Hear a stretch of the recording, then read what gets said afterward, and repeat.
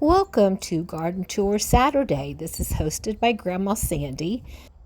Okay, today I'm going to be digging up my elephant ear and saving the bulb for next spring and planting it perhaps in a different area. So right now I'm cutting back all the leaves,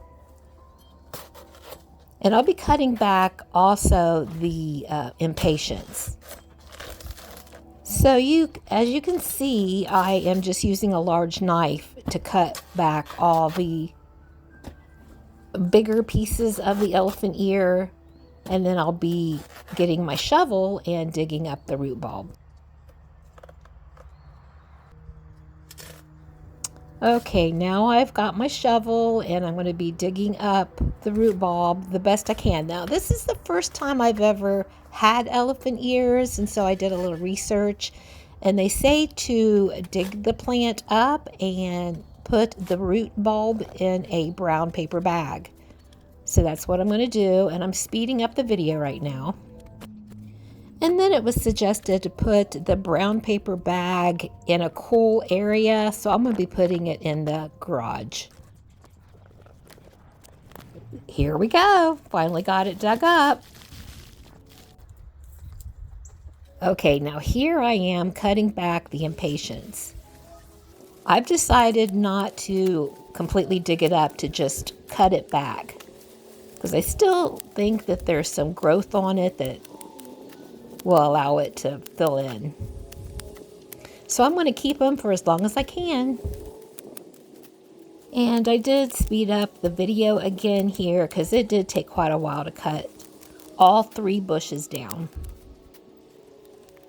There we go with one, and here's 2 more that grew together into one big impatient bush. So here I am cutting this one back as well. Okay, and Toby, my cat, decided to see what I'm up to. So there's all the clippings.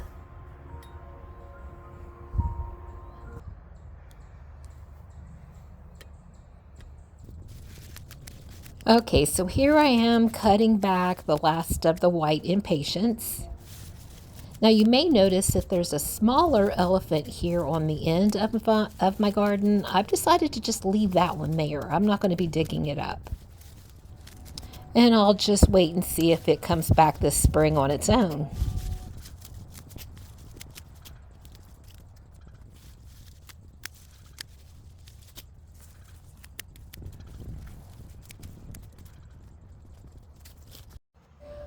Okay, here is the elephant ear root bulb, and I'm going to be placing it in this Amazon brown paper bag. And like I said, I'm going to store it in the garage, and hopefully it'll come back when I replant it in the spring.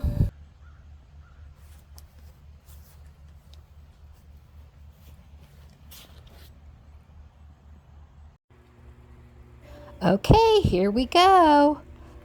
I've made some changes, and I put some of my fairy accessories and garden accessories back.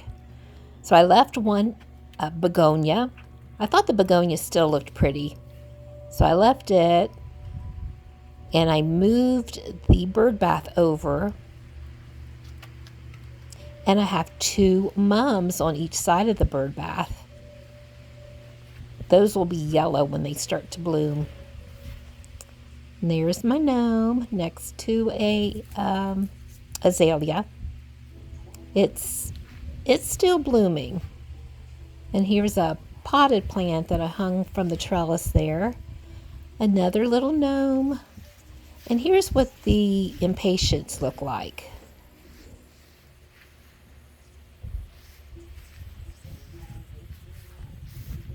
And some hostas, and there's the smaller elephant ear. Like I said, I'm just going to leave it in the ground as well. I may leave it in all winter. I'll just have to decide later what to do.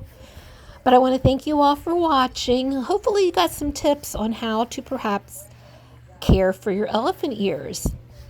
I want to thank Grandma Sandy for hosting this, and I appreciate you all leaving me a comment and let me know what you think. Thanks for watching. Bye-bye for now.